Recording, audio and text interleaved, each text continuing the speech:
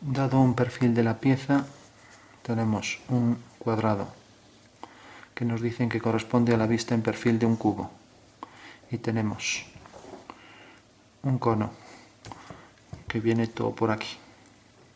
Vamos a dibujar un cilindro que baja, un cilindro que atraviesa la pieza, o sea, un cilindro pasante. Entonces resulta que corta el cono, esto viene hasta el centro, por aquí. Y el cono viene por aquí. Bueno, entonces la intersección del cilindro pues es estas dos líneas. Bueno, tenemos entonces ese cilindro y se pide calcular las otras vistas, sabiendo que la intersección del cilindro con el cono pues es estas dos líneas. O sea que este es el único dato que nos dan. Sabemos que es un cilindro de revolución, o sea, circular, no es de sección elíptica ni nada. Y tenemos también un cono circular recto. Esto es una circunferencia que es tangente a los cuatro lados de una cara del cubo. Y al mismo tiempo que un perfil se corta perfectamente mediante dos líneas. Bueno, pues según eso, como es un cubo, ya hacemos la planta de la figura y el alzado. O sea, este el alzado, está la planta.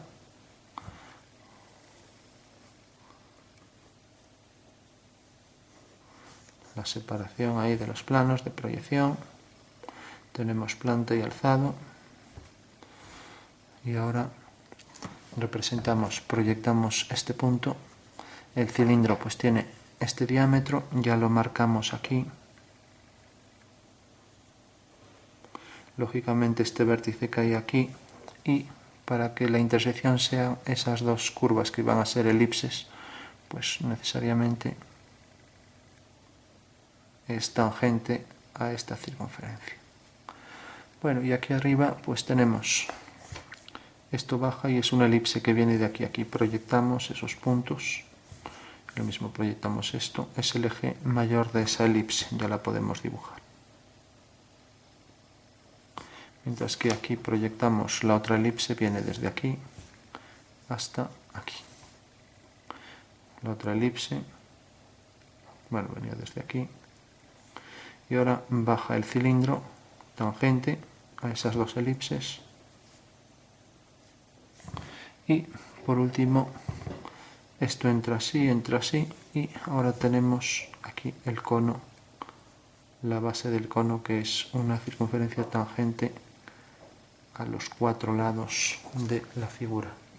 Bueno, pues esa sería una figura que tiene en su interior pues el cono y el cilindro. O sea que si representáramos la figura, vamos a hacer una perspectiva así asonométrica rápido. En la sonometría isométrica hacemos un hexágono regular, de manera que juntamos ahí 6 triángulos equiláteros y tenemos ya el cubo. Siendo aquí este ángulo 120, 120 y 120. Bueno, una vez que tenemos esto, dibujamos aquí una elipse que queda perfectamente centrada y que baja hasta aquí. Ya no hago las discontinuas.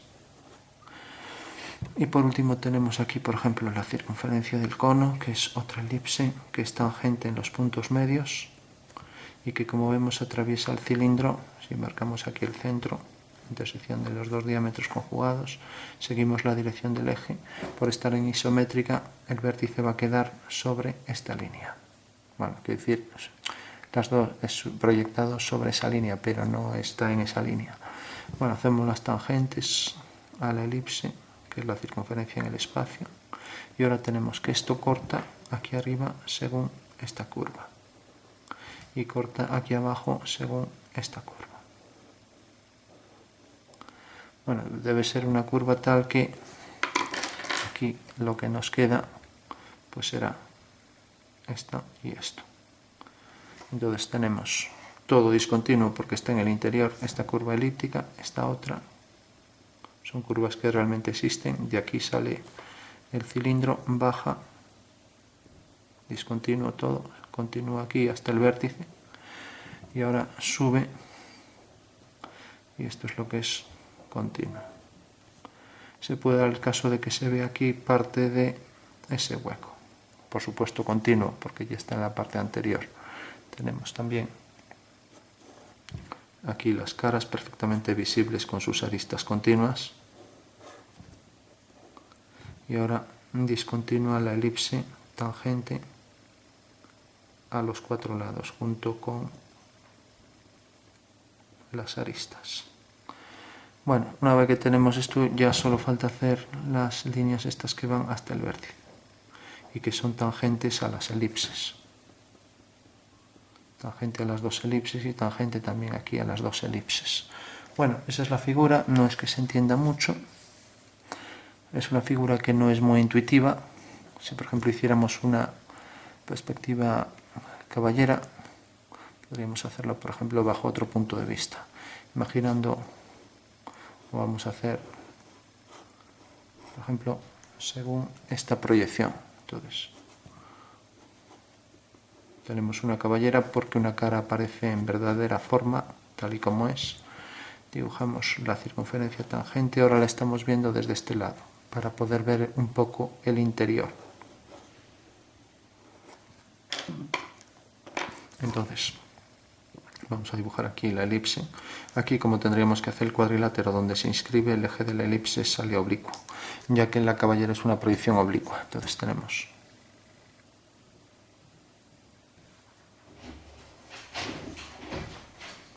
el eje oblicuo y abajo el eje oblicuo también, perfectamente centrado en las diagonales, en la intersección de las diagonales.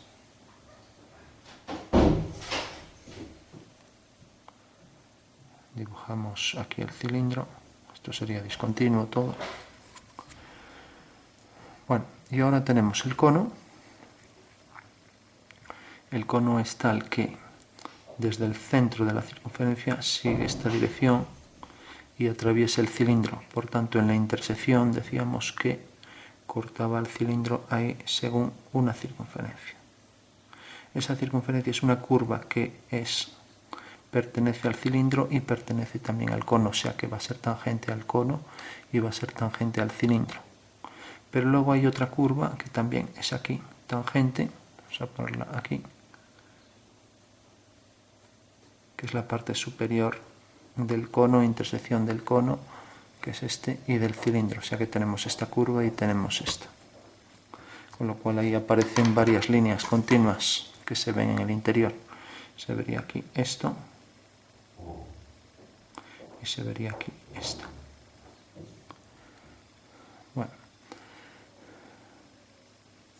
Bueno, pues ese sería, luego todo esto interior es discontinuo. Ya tenemos esta elipse, vamos a ponerla, se vería a lo mejor algo menos, así. Todo esto discontinuo, esto continuo y esto discontinuo. Bueno, necesariamente llega hasta aquí, porque aquí ya está la superficie cónica. Bueno, vamos a darle un poco de sombra para que se perciba mejor esto. Nos acercamos un poco. Tenemos entonces aquí el hueco. Tenemos ahora ahí el otro hueco y el otro y la superficie cónica. Normalmente el sombreado debe ser siguiendo las generatrices de la superficie. O sea que si las generatrices van hacia ese vértice, pues deben ir hacia allá. Lo mismo aquí. Bueno, pues ahí tenemos la superficie y luego tenemos la hendidura ahí que corresponde al hueco cilíndrico que baja hacia abajo y luego la parte superior y luego el hueco del cono. Bueno, vamos por último a hacer un pequeño cambio de plano.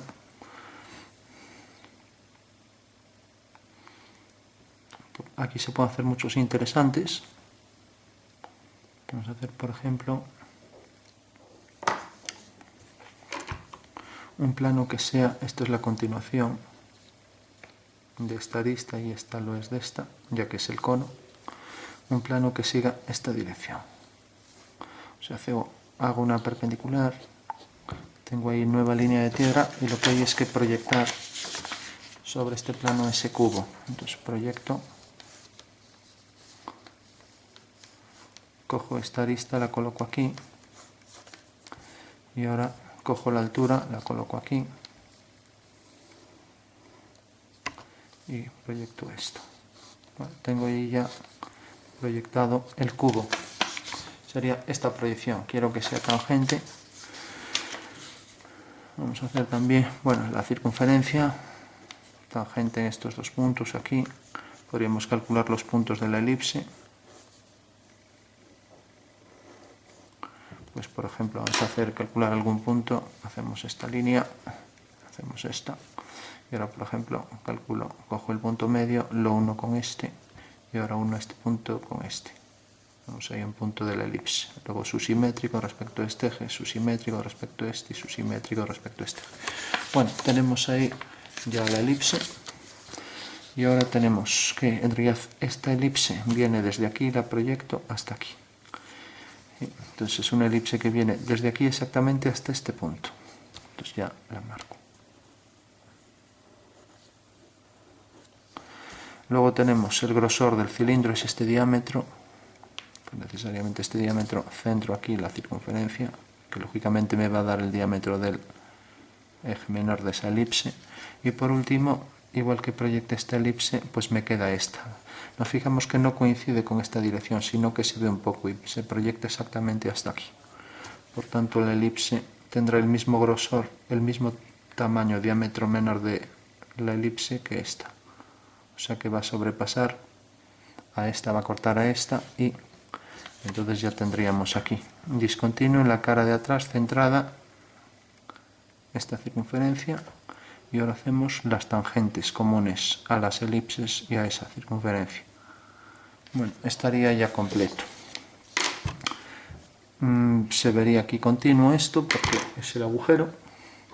Entonces marcamos lo que es continuo y lo que no. Tenemos el hueco elíptico que tiene que ser tangente aquí porque sigue esta dirección, ya que es este punto y llega hasta aquí. Tenemos la otra elipse que viene de aquí a aquí, o sea de aquí a aquí. Y se ve hasta aquí. Bueno, lo normal es que a lo mejor sea tangente aquí también a la elipse. Y luego tenemos, se ve aquí un poco de la elipse de atrás, que es idéntica a esta y está centrada. Y el grosor es el diámetro este. Hacemos las discontinuas. Y bueno, las discontinuas llegarían hasta aquí. Y luego vendría por aquí. Lo mismo, hasta aquí y hasta aquí. O sea que aquí no hay discontinua y aquí tampoco, ya que es la superficie cilíndrica que penetra.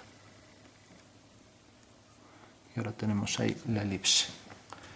Bueno, con lo cual estaría ya completo el cambio de plano para esa figura. Hay que pensar, para entenderlo, que en realidad pues tenemos ahí las distintas superficies. O sea, hay que pensar que esta es la superficie cónica y que ahora estos dos huecos corresponden a estas dos elipses, que nos deja ver aquí en esta elipse mayor el hueco cilíndrico este, cuyas generatrices podrían seguir esta dirección, y nos dejaría ver aquí en este hueco el que corresponde a la superficie cónica. Entonces veríamos ahí la superficie cónica.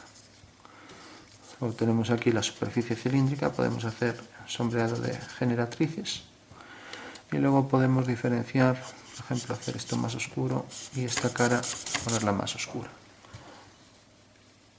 Bueno, pues esa sería la pieza en cuestión de la que se podrían seguir haciendo vistas, pero bueno, creo que ya es suficientemente clara